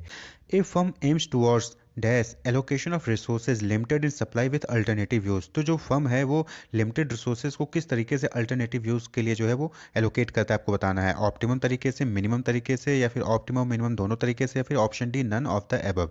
तो करेक्ट ऑप्शन है ऑप्टिमम, यानी कि maximum utilization. A firms aims towards optimum allocation of resources limited in supply with the alternative use, option is the correct option. Next है consumption, production, distribution and exchange are all dash activities. तो आपको बताना है कि कौन सी activities हैं? Economic, managerial, organizational, फिर बैंकिंग। तो ये सारी की सारी कौन सी एक्टिविटीज होती हैं? इकोनॉमिक एक्टिविटीज कहलाती हैं। Consumption, production, distribution and exchange. तो correct option is option A. Next है managers faces situation requiring dash making skills. तो मैनेजर कौन से स्किल्स को जो है फेस करते हैं? Problem, manager face situation requiring, मतलब कि हमेशा उनके सामने कोई ना कोई सिचुएशन हमेशा आती रहती है जहाँ पे ये काम करना पड़ता है। कौन सा काम करना पड़ता है? Decision, planning, organizing, controlling. तो manager faces situation requiring decision making skills, यानी कि मैनेजर्स को हमेशा कहीं ना कहीं हर सिचुएशन में कुछ ना कुछ डिसीजंस लेने पड़ते हैं। तो option is the correct option. Next है the dash environment refers to the factor that affect the consumers purchasing power. तो कौन सा इन्वायरमेंट है जो कि कंज्यूमर के परचेजिंग पावर को अफेक्ट करता है? तो option economic, political, cultural, demographical. तो परचेजिंग पावर को कौन इफेक्ट करेगा? Option A economic environment. Next है the most difficult forces to control are, तो कौन सा नीचे दिए ऑप्शन में से मोस्ट डिफिकल्ट है उसको कंट्रोल करना? Socio cultural forces, demographical, geographical, economical. तो करेक्ट ऑप्शन कौन सा है? Option A socio cultural forces, ये मोस्ट डिफिकल्ट फोर्सेज है जिसको आप कंट्रोल कर सकते हैं। नेक्स्ट है demographic environment is a part of dash environment, micro, macro, external, internal. तो डेमोग्राफिक इन्वायरमेंट है वो किसका पार्ट है? माइक्रो का, एक्सटर्नल या इंटरनल का? तो डेमोग्राफिक इन्वायरमेंट किसका पार्ट होता है? मैक्रो का। नेक्स्ट है the commercial bank in India are categorized into, तो कॉमर्शियल बैंक जो इंडिया में है वो किस कैटेगरीज में, कितने कैटेगरी में डिवाइड किए गए हैं? प्राइवेट बैंक्स में, पब्लिक सेक्टर बैंक में, फॉरेन बैंक्स में, या फिर option D all of the above. तो कॉमर्शियल बैंक जो कि इंडिया में है वो हम तीनों कैटेगरी में डिवाइड कर सकते हैं, प्राइवेट, पब्लिक और फॉरेन बैंक्स। तो करेक्ट ऑप्शन क्या जाएगा? Option D all of the above. Next है in a mixed economy dash sector regulate the dash sector, तो आपको बताना है कि मिक्स्ड इकोनॉमी में कौन सा सेक्टर कौन से सेक्टर को रेगुलेट करता है, चलाता है? तो पहला ऑप्शन पब्लिक प्राइवेट, यानी पब्लिक जो है वो रेगुलेट करता है प्राइवेट को, दूसरा है प्राइवेट पब्लिक को रेगुलेट करता है, तीसरा प्राइवेट रेगुलेट करता है प्राइवेट को, तीसरा है चौथा है पब्लिक रेगुलेट करता है पब्लिक को। तो करेक्ट ऑप्शन क्या हो जाएगा? Mixed economy. आपने पता है मिक्स्ड इकोनॉमी में क्या होता है? पब्लिक और प्राइवेट दोनों लोग होते हैं, लेकिन रेगुलेट कौन करता है किसको? पब्लिक जो ऑर्गेनाइजेशन होते हैं, पब्लिक सेक्टर जो होता है वो रेगुलेट करता है प्राइवेट सेक्टर्स को। तो करेक्ट ऑप्शन क्या हो जाएगा? Option A in a mixed economy the public sector regulates the private sector. Next है extreme form of socialism is called, तो सोशलिज्म का जो एक्सट्रीम फॉर्म होता है उसको हम क्या कहते हैं? तो देखिए कम्युनिज्म, कैपिटलिस्ट और मिक्स्टीन आपने पढ़ा होगा, तो सोशलिस्ट का ही जो एक्सट्रीम फॉर्म होता है वो क्या होता है? कम्युनिज्म होता है। तो option A is the correct option, communism. Next है instead of competing the private sector dash the public sector in a mixed economy, तो मिक्स्ड इकोनॉमी में प्राइवेट सेक्टर कंपटीशन की, प्राइवेट सेक्टर पब्लिक सेक्टर से competition की बजाय क्या करता है? सप्लीमेंट करता है, एलिमिनेट करता है, स्टॉप करता है, फिर नन ऑफ द अबव। तो प्राइवेट सेक्टर क्या करता है? सप्लीमेंट करता है with the public sector. Mixed economy में मतलब क्या होता है कि प्राइवेट और पब्लिक दोनों मिलकर इकोनॉमी को डेवलप कर रहे होते हैं, तो सप्लीमेंट करता है। तो option A is the correct option. Next है economic dash has replace the price mechanism under a socialist economy, तो इकोनॉमिक कौन सी चीज़ जो है उसने रिप्लेस कर दिया प्राइस मैकेनिज्म को सोशलिस्ट इकोनॉमी में? तो ऑप्शन प्लानिंग, ऑर्गेनाइजिंग, स्टाफिंग, डाउलिंग, यानी कि economic planning, economic organizing, economic staffing या इकोनॉमिक कंट्रोलिंग, क्या होगा यहाँ पे? तो करेक्ट ऑप्शन है economic planning, option A economic planning has replace the price mechanism under a socialist economy. Next है India faced the balance of payment crisis in, तो 1990, ये मेमोरी बेस्ड क्वेश्चन है, आपको इसको याद करना होगा। नेक्स्ट आपका क्वेश्चन है द करंट और emerging trend in lifestyle and fashion refers to analysis of, तो आपको बताना है कि करंट और emerging trend in lifestyle and fashion ये किसको, कौन सी इन्वायरमेंट को शो करता है? सोशो कल्चरल, डेमोग्राफिक, पॉलिटिकल या इकोलॉजिकल? तो करेक्ट ऑप्शन क्या आ जाएगा? Option A socio cultural. Current and emerging trend in lifestyle and fashion refers to socio culture analysis. Inflation is a dash in the general level of dash of goods and services in an economy over a period of time, तो आपको देखिए question में दो dash दिए गए हैं, तो दोनों फिलिंग द ब्लैंक्स में कौन सा होगा? तो inflation is a price in the general level of rise of goods और सर्विस होगा, या फिर inflation is a rise in the general level of prices of goods and service होगा, या फिर इन्फ्लेशन इज ए, तीसरा ऑप्शन है price in the general level of decrease of goods होगा, या फिर inflation is a decrease in the general level of price of goods और service. तो देखिए इन्फ्लेशन क्या होता है? क्या होता है? राइज होता है, और किसके किस में राइज होता है? प्राइस में, किसके प्राइस के? गुड्स ऑफ सर्विसेज के। तो inflation is a rise in the general level of price of goods and services in an economy over a period of time. तो करेक्ट ऑप्शन क्या हो जाएगा? ऑप्शन बी, पहले राइज आएगा फिर प्राइस आएगा। ओके नेक्स्ट है a country's balance of payment is a record of its with the rest of world, तो किसी भी कंट्री का बैलेंस ऑफ पेमेंट किस चीज़ का रिकॉर्ड होता है? इकोनॉमिक ट्रांजेक्शंस का, नॉन इकोनॉमिक ट्रांजेक्शंस का, बोथ ऑफ दीज यानी कि ऊपर दोनों का ही रिकॉर्ड होता है, या फिर नन ऑफ दीज यानी कि खुद दोनों में से कोई भी नहीं होता? तो country's balance of payment is a record of its economic transaction with the rest of the world. Correct option is option A. Next question है world bank has divided economic into on the basis of economic according to the countries dash, तो यहाँ fill in the blanks दिए गए हैं, आपको बताना है कि वर्ल्ड बैंक ने इकोनॉमीज को डिवाइड किया है 4 पार्ट में, और किसके बेसिस पे डिवाइड किया है वो भी आपको बताना है। तो यहाँ पे ये मेमोरी बेस्ड क्वेश्चन, आप इसको याद कर लीजिए सीधा सीधा कि वर्ल्ड बैंक ने जो है इकोनॉमीज को 4 कैटेगरी में डिवाइड किया है, low income economy, lower middle income, upper middle income, high income. Lower income economy, lower middle income, upper middle income और हायर इनकम, और किसके बेसिस पे किया है? On the basis of GNI per capita. तो ये आपका जो है यहाँ पे करेक्ट ऑप्शन हो जाएगा। नेक्स्ट है fiscal policy is a tool used by the government to influence the level of GDP in the short run by using dash and dash, तो फिस्कल पॉलिसी में गवर्नमेंट किस चीज़ को यूज करती है? टैक्सेस एंड गवर्नमेंट स्पेंडिंग का, government spending and monetary policy का, income tax and money supply का, या फिर मनी सप्लाई जीडीपी का? तो फिस्कल पॉलिसी आपने पढ़ा होगा, फिस्कल पॉलिसी और मॉनेटरी पॉलिसी। तो fiscal policy is a tool used use by the government to influence the level of GDP in the short run by using taxes and government spending, tax और government spending का use करके वो control करती है, influence करती है। तो option is the correct option. Next है the direct buying and selling of government securities and bills in the money market bye the reserve bank with the objective of expansion or contraction of credit economic activity is known as। तो इसको आप कौन सी activity perform करेंगे जहां पे RBI जो है वो बाइंग एंड सेलिंग कर रही है गवर्नमेंट सिक्योरिटीज की और बिल्स बिल्स की, तो इसको क्या कहेंगे? Option C open market operation कहते हैं। नेक्स्ट है the dash rate is charge by the reserve bank for giving loans to the commercial bank, यानी कि जब आरबीआई जो है रिजर्व बैंक आरबीआई लोन देती है कमर्शियल बैंक को तो उसको क्या कौन सा रेट कहते हैं? बैंक रेट, सीआरआर, एसएलआर या फिर आईआरआर? तो करेक्ट ऑप्शन क्या है? ऑप्शन ए बैंक रेट या डिस्काउंट रेट कहते हैं। सीआरआर और एसएलआर भी आपको याद रखना होगा। नेक्स्ट है this physical policy is use to cure the recession, तो नीचे दी गई में से कौन सा फिजिकल पॉलिसी जिसको हम रिसेशन से बचने के लिए यूज करते हैं? कॉन्ट्रैक्शनरी, एक्सपेंशनरी, बोथ या फिर नन? तो फिजिकल पॉलिसी में हम रिसेशन से बचने के लिए एक्सपेंसरी का यूज करते हैं, ऑप्शन बी एक्सपेंसरी का टेक्निक जो है वो यूज करते हैं। एक्सपेंसरी मतलब क्या होता है? अभी अगला क्वेश्चन आपको देखिएगा कि एक्सपेंसरी पॉलिसीज इन्वॉल्व, तो एक्सपेंसरी पॉलिसीज क्या इन्वॉल्व करती है? Tax cuts, increase spending, increase in money supply to raise the level of GDP या रिड्यूस अनएम्प्लॉयमेंट, ऑप्शन ई है ऑल ऑफ द अबव। तो एक्सपेंसरी पॉलिसीज में हम ये ऑल ऑफ द अबव सारी की सारी ही चीजें इंक्लूड करते हैं, टैक्स कट करते हैं, स्पेंडिंग को बढ़ाते हैं, मनी सप्लाई को बढ़ाते हैं जिससे कि जीडीपी का लेवल बढ़े और वहीं पे अनएम्प्लॉयमेंट को हम कम करते हैं। तो करेक्ट ऑप्शन क्या हो जाएगा? Option E all of the above. Next है an expansionary monetary policy will cause interest rates to, अब जब कोई एक्सपेंसरी मॉनेटरी पॉलिसी लगा रहा है तो उसमें इंटरेस्ट रेट क्या होगा? घटेगा, बढ़ेगा, इंक्रीज करेगा, क्या होगा? तो ऑप्शन बी इंटरेस्ट रेट क्या हो जाएगा? कम हो जाता है, तभी तो लोगों के पास ज़्यादा पैसा आएगा, तो interest rate will fall. Next है international factors such as the dash affect the business environment, आपको बताना है कि इंटरनेशनल फैक्टर कौन सा है जो कि बिजनेस के इन्वायरमेंट को अफेक्ट करता है? Exchange rate, foreign income, both of the above, none of the above? तो इंटरनेशनल फैक्टर देखेंगे तो एक्सचेंज रेट और फॉरेन इनकम ये दोनों ही क्या है? इंटरनेशनल फैक्टर जो कि बिजनेस इन्वायरमेंट को अफेक्ट करते हैं, तो both of the above. Next है all proposal which are not eligible for RBI's automatic approval are required to get the government approval through the, तो आपको बताना है कि वो सारे प्रपोजल जो कि आरबीआई के से अप्रूवल के लिए एलिजिबल नहीं होते हैं तो वो किसके गवर्नमेंट अप्रूवल के कौन से द्वारा अप्रूव किए जाएंगे? ऑप्शन ए है फॉरेन इन्वेस्टमेंट प्रमोशन बोर्ड द्वारा यानी एफआईपीबी द्वारा, या फिर option B secretariat for industrial approval द्वारा यानी एसआईए द्वारा, या फिर ऑप्शन सी बोथ दोनों द्वारा, या फिर ऑप्शन डी नन। तो यहाँ पे करेक्ट ऑप्शन क्या हो जाएगा? यहाँ पे करेक्ट ऑप्शन है दोनों द्वारा, यानी कि फॉरेन इन्वेस्टमेंट प्रमोशन बोर्ड और सेक्रेटरीट फॉर इंडस्ट्रियल अप्रूवल इन दोनों द्वारा ही अप्रूवल लेना पड़ता है अगर आरबीआई से ऑटोमेटिक अप्रूवल नहीं हो रहा है तो। Which of the following statement are true regarding Indian culture, Indian culture के लिए नीचे दिए गए ऑप्शन में से कौन सा करेक्ट ऑप्शन है? Indians are known for their hospitality, people usually respond with an outright yes, in general India people take criticism well, या फिर option A and B only? तो देखिए इंडियन कल्चर क्या है? इंडियन में हम नॉर्मली अपने हॉस्पिटलिटी के लिए जाने जाते हैं और people usually respond with an outright yes, यानी कि नॉर्मली हम सभी चीज़ के लिए हाँ हाँ बोल देते हैं। In general India people take criticism well, हम क्रिटिसिज्म सही लेते हैं? नहीं, हम क्रिटिसिज्म नहीं सहते हैं। तो यहाँ पे सिर्फ option D A and B only ये दो ऑप्शन करेक्ट होगा।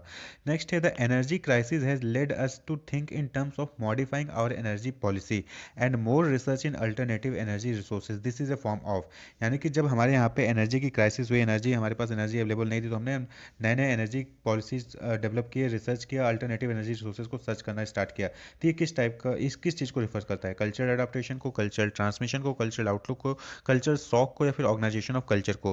तो ये कहा शो करता है कल्चरल एडाप्शन, यानी कि हमने अडॉप्ट किया, नई चीज़ों को अडॉप्ट किया, कल्चरल एडाप्टेशन।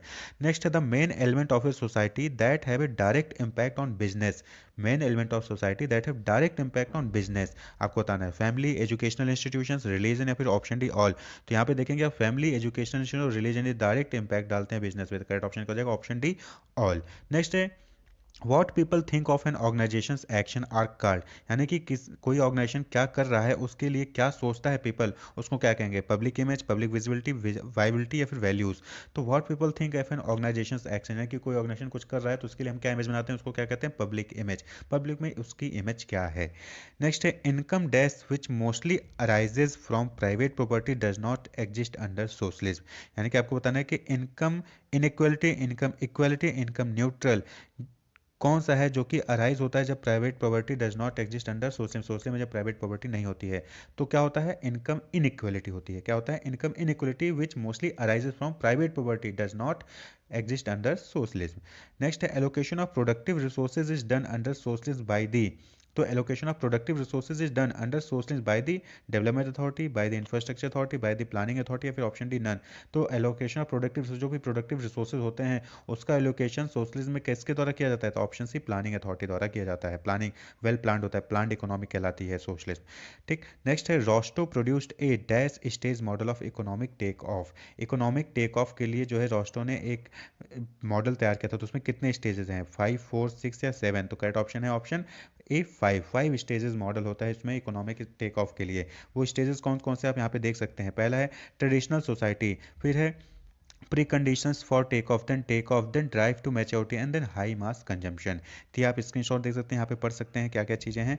यानी कि देखिए ट्रेडिशनल सोसाइटी में क्या है कि लिमिटेड टेक्नोलॉजी होता है, स्टैटिक सोसाइटी होता है। फिर प्रिडिक्शन फॉर टेक ऑफ में commercial exploitation of agriculture and extractive industry, यानी कि कॉमर्शियल एक्सप्लॉटेशन होने लगता है। फिर डेवलपमेंट होता है मैन्युफैक्चरिंग सेक्टर का, टेक ऑफ में ड्राइव टू मेच्योरिटी में development of wider industrial and commercial base का, फिर हाई मास कंजम्पशन होता है।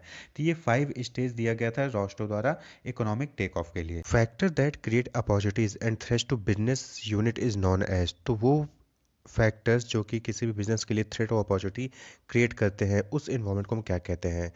Micro environment, macro environment, internal environment या फिर एक्सटर्नल इन्वायरमेंट। तो करेक्ट ऑप्शन क्या हो जाएगा, option D macro environment. Macro environment यानी कि political, economical, social, technical, demographical, natural, ecological, ये इन्वायरमेंट होते हैं जो कि अपॉर्चुनिटीज़ भी क्रिएट करते हैं और थ्रेट्स भी क्रिएट करते हैं किसी भी बिजनेस यूनिट के लिए।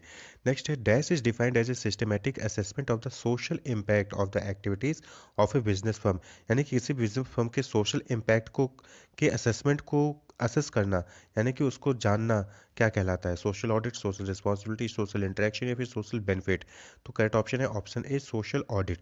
सोशल ऑडिट में हम एसेस करते हैं कि जो बिजनेस एक्टिविटीज़ परफॉर्म की जा रही हैं उसका क्या इम्पैक्ट पड़ता है सोसाइटी पे। नेक्स्ट है the economic system in which business unit और factor of production are privately owned and governed is called as. तो ऐसा इकोनॉमिक सिस्टम जहाँ पे बिजनेस यूनिट सभी फैक्टर ऑफ प्रोडक्शन को जो है प्राइवेटली ऑन करती है और गवर्न करती है। फैक्टर ऑफ प्रोडक्शन यानी कि लैंड, लेबर, कैपिटल, ये सारी चीज़ें वो प्राइवेटली ऑन होती है और गवर्न होती है। तो उसको कौन सा इकोनॉमिक सिस्टम कहेंगे, तो आपको पता होगा कैपिटलिज्म, सोशलिज्म, डेमोक्रेटिक या रिपब्लिक। तो capitalism is the correct option, option है कैपिटलिज्म। सोशलिज्म में क्या होता है, गवर्नमेंट द्वारा किया जाता है, प्लान्ड होता है, और डेमोक्रेटिक में सभी के द्वारा किया जाता है। नेक्स्ट है fiscal policy is called as dash policy. Fiscal policy को हम और किस नाम से जानते हैं, monetary policy, budgetary policy, industrial policy, फिर इकोनॉमिक पॉलिसी। तो फिस्कल पॉलिसी जो है वो गवर्नमेंट द्वारा किया जाता है, वो किसके लिए, पीपल के द्वारा। तो क्या होता है, budget. Option B is the correct option, budgetary policy भी कहते हैं फिस्कल पॉलिसी को। Corporate values are the dash of the corporate sector. तो कॉर्पोरेट वैल्यू क्या होती है, शेयर्ड वैल्यूज होती हैं, मोरल बिलीव्स होती हैं, कस्टमर सेटिस्फेक्शन होता है, फिर गुडविल होता है। तो कॉर्पोरेट वैल्यू जो है किसी भी कॉर्पोरेट सेक्टर का मोरल बिलीव्स होता है। तो option B is the correct option. Next, fiscal policy refers to the policy of government regarding taxation, public expenditure and, तो अब फिजिकल पॉलिसी में गवर्नमेंट जो है किसका टैक्सेशन करती है, पब्लिक एक्सपेंडिचर एंड क्या करती है दूसरा काम, पब्लिक डेप्ट, बजट, पॉलिसीज या डिपॉजिट। तो बट ऑब्वियसली बात है फिजिकल पॉलिसी बजटरी पॉलिसी भी कहलाती है। तो option B is the correct option, budget. तो physical policy refers to the policy of government regarding the taxation, public expenditure and budget. Next है which can be a method of privatization. तो privatization करने का कौन सा method हो सकता है नीचे में से, denationalisation, purchasing shares, take over या फिर मर्जर। तो प्राइवेटाइजेशन का एक सही तरीका हो सकता है डी नेशनलाइजेशन, या फिर डी नेशनलाइज कर दीजिए, सारा कुछ गवर्नमेंट के हाथों में मत रखिए। नेक्स्ट है in India liberalisation and privatisation began from. तो इंडिया में लिबरलाइजेशन और प्राइवेटाइजेशन कब शुरू हुआ 1991, 1971, 1981, 1947। तो आपने पढ़ा होगा 1981, option C is the correct option. Next है industrial policy of 1948 aimed at. तो जो इंडस्ट्रियल पॉलिसी थी 1948 की, उसका एम क्या था, उसका मोटिव क्या था, फोकस किस पे था, इंडस्ट्रियलाइजेशन पे, ग्रोथ ऑफ एग्रीकल्चर पे, डेवलपमेंट ऑफ इंफ्रास्ट्रक्चर पे, या फिर डेवलपमेंट ऑफ सर्विस सेक्टर पे। तो इंडस्ट्रियल पॉलिसी ऑफ 1948 इसका जो मेन फोकस था वो इंडस्ट्रियलाइजेशन पे था। तो correct option is option A. Next है the era of deregulation और लिबरलाइजेशन बिगिन इन। तो जो डी रेगुलेशन या फिर लिबरलाइजेशन का एरा था, यानी कि गवर्नमेंट ने सारी चीज़ों को डी रेगुलेट करना कर दिया या फिर लिबरलाइज कर दिया, फ्री करना कर दिया, रेस्ट्रिक्शन को कम स्टार्ट कर दिया था, वो कब शुरू किया था, 1950 एंड 51 में, 1980 में, 1991 में, या फिर 1960 में। तो करेक्ट ऑप्शन है 1950 and 51, option is the correct होता है। यहाँ पे 1950 से ही जो है डीरेगुलेशन या फिर लिबरलाइज होना गवर्नमेंट ने स्टार्ट कर दिया था, एरा जो है वहाँ से स्टार्ट हो चुका था उसका। Occupies the central place in business, आपको बताना है कि नीचे दिए ऑप्शन में से कौन सा है जो कि सेंट्रल प्लेस ऑक्यूपाई करता है, पीपल, रॉ मटेरियल, लेबर या फिर फिनिश गुड्स। तो बिजनेस में देखिए, बिजनेस में इकोनॉमिक एक्टिविटी होती है, आपको मार्केटिंग के पॉइंट ऑफ व्यू से नहीं देखना है। मार्केटिंग के पॉइंट ऑफ व्यू से क्या होता है कि कस्टमर जो है वो इंपॉर्टेंट होते हैं, सेंट्रल पार्ट होते हैं, लेकिन यहाँ पे बिजनेस के पॉइंट ऑफ व्यू से रॉ मटेरियल यानी कि फैक्टर ऑफ प्रोडक्शन जो है वो क्या होते हैं, सेंट्रल प्लेस होते हैं किसी भी बिजनेस यूनिट का। तो करेक्ट ऑप्शन क्या हो जाएगा, option B, raw material. Next, business includes, business क्या इंक्लूड करता है, non economic activities, economic activities, social activities या फिर प्रोडक्शन एक्टिविटीज़। तो बिजनेस इंक्लूड करता है इकोनॉमिक एक्टिविटीज़ को, इकोनॉमिक एक्टिविटीज़ यानी कि प्रोडक्शन, डिस्ट्रीब्यूशन, कंजम्पशन, ये सारी चीज़ें एक्टिविटीज़ इकोनॉमिक एक्टिविटीज़ कहलाती हैं और इन्हीं को बिजनेस इंक्लूड करता है, बिजनेस यही सारी एक्टिविटीज़ परफॉर्म करते हैं। तो करेक्ट ऑप्शन क्या जाएगा, ऑप्शन बी। नेक्स्ट है, the following statement with respect to culture is false, तो आपको बताना है कि नीचे दिए ऑप्शन में से कौन सा स्टेटमेंट कल्चर को लेकर फॉल्स है, culture is enduring, culture is changing, culture is involve among the member of society या फिर culture is determined by the national boundaries. तो देखिए, कल्चर इंड्योरिंग भी है, चेंजिंग भी है और ये सभी मेंबर सोसाइटी के मेंबर्स के बीच में इवॉल्व करता रहता है। तो कल्चर इज क्या है, determined by national boundaries, national boundaries से कल्चर जो है वो डिटरमाइन नहीं की जा सकती है। जैसे कि इंडिया में देख लीजिए तो अलग अलग स्टेट में अलग अलग टाइप के आपको कल्चर्स मिल जाएंगे, तो ये इन बाउंड्रीज द्वारा नहीं डिटरमाइन किया जाता। तो ऑप्शन डी जो है वो कल्चर के लिए फॉल्स है। नेक्स्ट है, macro environment is also known as, तो मैक्रो इन्वायरमेंट को हम किस नाम से जानते हैं, direct environment, indirect environment, competitive environment या फिर सोशल इन्वायरमेंट। तो मैक्रो इन्वायरमेंट क्या होता है, डायरेक्टली जो है बिजनेस को इफेक्ट नहीं करता है लेकिन इनडायरेक्टली बिजनेस को इफेक्ट करता है, तो इनडायरेक्ट इन्वायरमेंट भी हम मैक्रो इन्वायरमेंट को कहते हैं, ऑप्शन बी। वहीं पे डायरेक्ट इन्वायरमेंट, माइक्रो इन्वायरमेंट को हम क्या कहेंगे, डायरेक्ट इन्वायरमेंट भी कह सकते हैं। नेक्स्ट है, dash decides on a particular course of action, तो आपको बताना कि नीचे दिए गए ऑप्शन में से कौन है जो कि पर्टिकुलर कोर्स ऑफ एक्शन को डिसाइड करता है। ऑप्शन है लेजिस्लेचर, एग्जीक्यूटिव, जुडिशरी या फिर ऑप्शन डी पब्लिक। तो देखिए यहाँ पे क्या होता है कि लेजिस्लेचर जो है वो कोर्स ऑफ एक्शन को डिसाइड करता है, एग्जीक्यूटिव उसको एग्जीक्यूट करवाता है, उसको अप्लीकेबल करवाता है, जुडिशरी देखता है कि वो सही से अप्लीकेबल हुआ है या फिर नहीं हुआ है, और वहीं पर उसको एप्लीकेबल करता कौन है, यानी उस कोर्स ऑफ एक्शन को परफॉर्म कौन करता है, पब्लिक। तो लेजिस्लेचर क्या हो गया, पर्टिकुलर कोर्स ऑफ एक्शन को डिसाइड करता है, ऑप्शन ए। नेक्स्ट है, multinational companies is also referred to, तो मल्टीनेशनल कंपनी हम को हम और क्या क्या से क्या नाम देते हैं, किस नाम से और जानते हैं, multinational collaboration, multinational entity, transnational corporation या फिर मल्टीनेशनल डेवलपमेंट। तो देखिए, मल्टीनेशनल कॉर्पोरेशन यानी कि एमएनसीज, एमएनसीज क्या होती हैं, अलग अलग कंट्रीज में अपना बिजनेस रन कर रही होती हैं, तो उनको हम क्या कहते हैं, ट्रांसनेशनल कॉर्पोरेशन भी कहते हैं। ट्रांसनेशनल यानी कि एक से अधिक कंट्री में जो अपना काम परफॉर्म करते बिजनेस रन कर रही होती हैं, या फिर हम उनको मल्टीनेशनल इंटरप्राइज भी कहते हैं, तो एमएनई भी कहते हैं, एमएनई मल्टीनेशनल इंटरप्राइज। तो याद रखिएगा, option C is the correct option, transnational corporation या फिर मल्टीनेशनल इंटरप्राइज, ये हम दोनों नाम से जानते हैं एमएनसीज को। नेक्स्ट है, who gave a practical shape to privatisation, privatisation को प्रैक्टिकल सेफ किसने दिया था। तो यहाँ पे आपको ऑथर का नाम है, उनको उनका नाम आपको जानना होगा, मार्गरेट थैचर है, लुइस पीटर है, विलियम्स है, फेयोल है। तो अगर आपने पढ़ा होगा तो ऑप्शन ए मार्गरेट थैचर है जो उन्होंने प्राइवेटाइजेशन को प्रैक्टिकल शेप दिया था, option A is the correct option. Next है, the income level of residence in a country is indicated by, तो किसी भी कंट्री के जो रेजिडेंस होते हैं उनका जो इनकम लेवल होता है वो किससे इंडिकेट किया जाता है, ग्रॉस नेशनल इनकम से, ग्रॉस डोमेस्टिक प्रोडक्ट से, per capita gross national income से या फिर per capita gross domestic product से। तो रेजिडेंस के इनकम लेवल को इंडिकेट किया जाता है per capita gross national income से, ऑप्शन से is the correct option, per capita gross national income. इस देखिए, अब यहाँ पे कुछ फुल फॉर्म भी जो आपको याद होना चाहिए, जैसे कि जीएनआई क्या होता है, जीएनआई यानी gross national income, GDP gross domestic product, GNP gross national product. तो ये आपको फुल फॉर्म भी याद रखने होंगे ताकि इससे भी क्वेश्चंस पूछे जा सकते हैं। The European union is an example of, तो अलग अलग कंट्रीज जो है अलग अलग यूनियन में इन्वॉल्व होती है, जैसे डब्ल्यूटीओ है, डब्ल्यूएचओ है, तो इसी कैसे यूरोपियन यूनियन है, तो ये किस चीज़ का एग्जाम्पल है, मॉनेटरी यूनियन का, फ्री ट्रेड एरिया का, कॉमन मार्केट का, फिर इकोनॉमिक यूनियन का। तो करेक्ट ऑप्शन क्या हो जाएगा, option D economic union. European union क्या है, एक तरीके का इकोनॉमिक यूनियन है जहाँ पे अलग अलग कंट्रीज जो है उसमें साथ में काम करती हैं। The taking over of a private firm by the host country government to be run it as government unit is, किस चीज़ का एग्जाम्पल है आपको बताना है। जब कोई कंपनी किसी दूसरे कंट्री में अपना बिजनेस परफॉर्म करने जाती है, प्राइवेट कंपनी, और वहाँ की गवर्नमेंट जो है उस कंपनी को परचेज कर लेती है, टेक ओवर कर लेती है और उसको as a government unit run करती है, तो उसको हम क्या कहेंगे। तो ऑप्शन होगा यहाँ पे नेशनलाइजेशन, उसको कहते हैं नेशनलाइजेशन, यानी कि कोई भी आएगा हम उसको टेक ओवर कर लेंगे और उसको एज ए गवर्नमेंट यूनिट हम रन करते हैं। तो option C is nationalization. Next है, who is responsible for presenting the union budget before the parliament. Parliament में जो है यूनियन बजट को कौन पेश करता है, कौन प्रेजेंट करता है, prime minister, finance minister, RBI या फिर नन ऑफ द अबव। तो देखिए यूनियन बजट अभी आने वाला भी है जल्दी, तो यूनियन बजट कौन पेश करता है, finance minister. Option B is the correct option. Next है, the major responsibility of RBI is. तो मेजर रिस्पॉन्सिबिलिटी आरबीआई की क्या होती है, रिजर्व बैंक ऑफ इंडिया यानी सेंट्रल बैंक ऑफ इंडिया की मेजर रिस्पॉन्सिबिलिटी क्या होती है, healthy regulation, monetary regulation, work regulation या फिर इंडस्ट्री रेगुलेशन। तो आरबीआई का काम ही है, रिजर्व बैंक ऑफ इंडिया है तो आरबीआई का काम क्या होता है, मॉनेटरी रेगुलेशन से ही रिलेटेड होता है मेजरली। तो करेक्ट ऑप्शन हो जाएगा ऑप्शन बी। नेक्स्ट है, the goods and service produced, priced and distributed by the government is. तो आपको बताना है कि जो वो गुड्स, वो सर्विस जो कि गवर्नमेंट द्वारा ही प्रोड्यूस किया जाता है, उसकी प्राइसिंग भी गवर्नमेंट करती है, उसको डिस्ट्रीब्यूट भी गवर्नमेंट करती है, तो वो किस इकोनॉमी में होता है, market economy, secular economy, command economy या फिर मिक्स्ड इकोनॉमी। तो देखिए गवर्नमेंट ही सारा कुछ कर रही है, प्रोड्यूस भी कर रही है, प्राइस भी कर रही है, डिस्ट्रीब्यूट भी कर रही है, क्या हो जाएगा, command economy. Option C is the correct option. तो ये कुछ एमसीक्यूज थे, रैंडम एमसीक्यूज थे अलग अलग यूनिट से। तो wish you all the best, keep watching, subscribe the channel for more videos. Thank you.